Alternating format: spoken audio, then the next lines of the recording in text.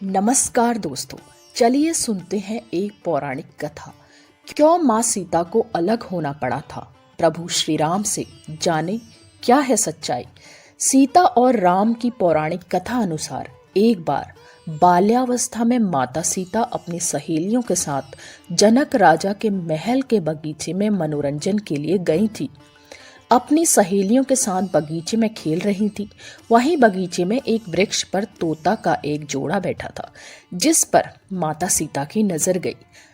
जब उन्होंने तोते के जोड़े को देखा तो दोनों आपस में बातें कर रहे थे और भगवान राम और माता सीता के बारे में ही बोल रहे थे। तब माता उनकी बातों को ध्यान लगाकर सुनने लगी। माँ सीता ने सुना तोते और तोती की बातें।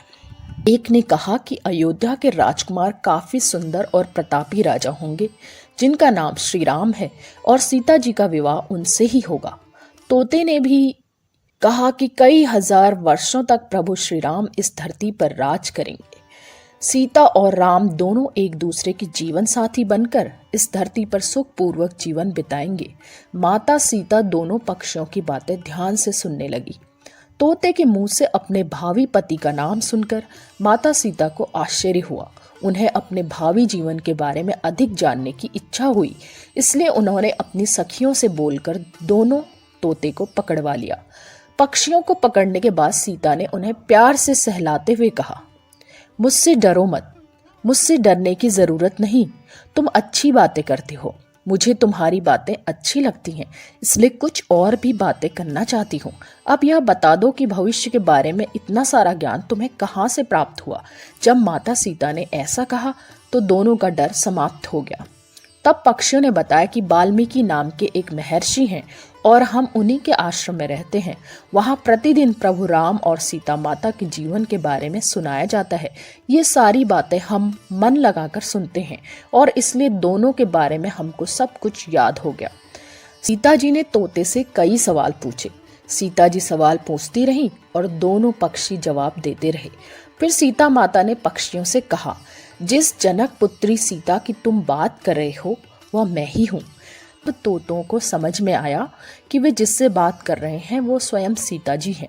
सीता ने कहा, मुझे मेरे और श्री राम के बारे में और भी बातें जाननी हैं। तब नर तोता ने कहा कि हे सीता, आपका विवाह अयोध्या के राजा दशरथ के ज्येष्ठ पुत्र श्री राम के साथ होगा और आपकी जोड़ी तीनों लोकों में सबसे सुंदर और अद्भुत होगी। विवाह कैसे होगा? सीता द्वारा ये पूछने पर तोते ने कहा कि दशरथ पुत्र श्री राम जनक राजा के महल में शिव का धनुष भंग करेंगे, तब सीता उन्हें पति के रूप में स्वीकार करेंगी। सीता जी सवाल पूछती रही और दोनों तोते जवाब देते रहे। कुछ देर बाद दोनों थक गए। उन्होंने सीता से कहा, यह कथा बहुत लंबी है, इसे सुनाने में कई माह लगेंगे। दोनों उड़ने को तैयार हुए, सीता से आज्ञा मांगने लगे। सीता जी ने तोते को उनके पास रुकने को कहा। यह देखकर सीता ने कहा कि तुमने मेरे भावी पति के बारे में बताया और मैं प्रसन्न हो गई। श्री राम के बारे में खूब जिज्ञासा हुई है। जब तक प्रभु श्री राम आकर मुझसे विवाह नहीं करते, तब तक तुम दोनों हमारे साथ ही यहाँ पर मेरे महल में आराम से रहो और यहाँ का सुख भोगो। ये सुनने के बाद तोता हैरान हो गया और उसने कहा कि देवी, हम तो पक्षी हैं, स्वतंत्र हैं, हमें पिंजरे में कैद मत करो। तोती ने भी आगे फिर कहा, देवी, हम वन में विचरण करने वाले प्राणी हैं, पेड़ों पर रहते हैं और चारों ओर घूमते हैं, और मैं गर्भवती भी हूँ। मुझे अपने घोंसले में जाकर अपनी संतान को जन्म देना है। सीता जी ये सुनकर भी नहीं मानी। तोते ने कहा कि आप हमसे जिद न करें, मेरी पत्नी जब बच्चों को जन्म दे देगी तब मैं खुद आकर आगे की कथा सुनाऊंगा, पर अभी तो हमें जाने दें।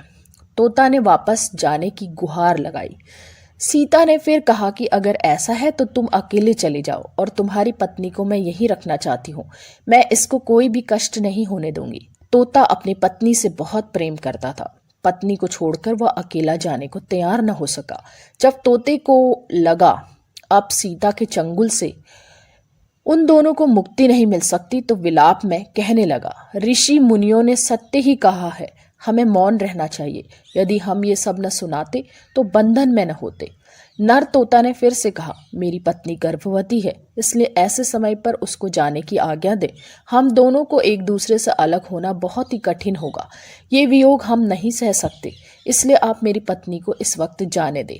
लेकिन सीता जी ने उसकी बात न सुनी और अपने ही जिद पर अड़ी रही। तोती को अपने पति से विछोह सहन करना कठिन हो रहा था, लेकिन इतने पर भी सीता जी ने उसकी बात न सुनी। इस पर तोता को दुख के साथ साथ आवेग भी आया।